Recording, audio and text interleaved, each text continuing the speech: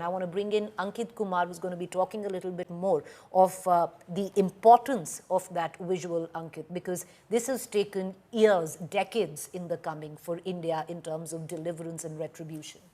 So let's talk about target number one. That's Bahawalpur. HQ of Jaish-e-Mohammad, roughly 100 kilometers from international border, situated on a highway, but very close to a Pakistan Air Force base. So you have to understand why Masood Azhar felt so safe establishing Jaish-e-Mohammad headquarters at a place where Pakistani fighter jets would be stationed only a few kilometers away.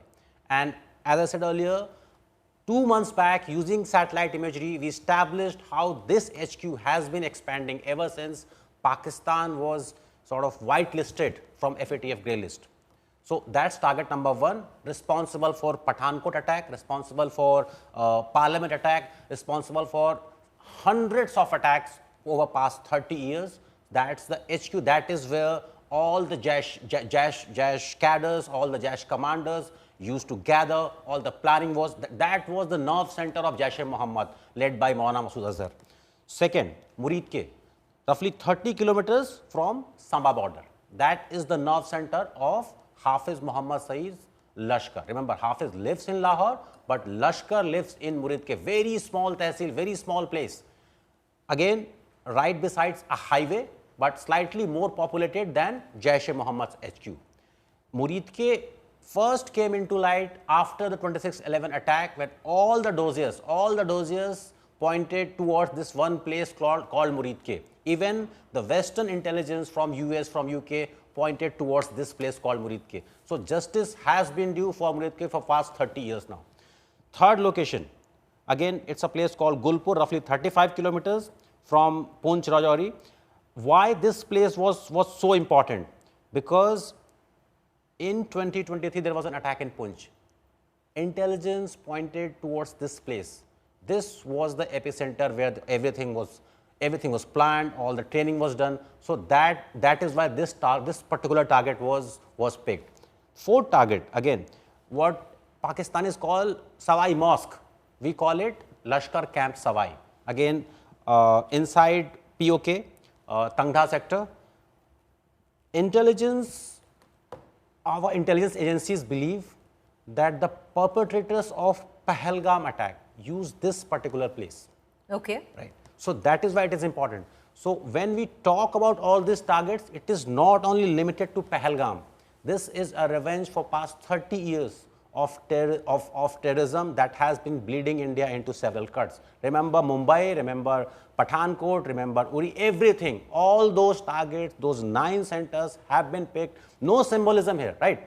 These are actions with very solid consequences, right? To be able to strike a place which is only few kilometers away from a PAF base, this is no joke, this is no symbolism.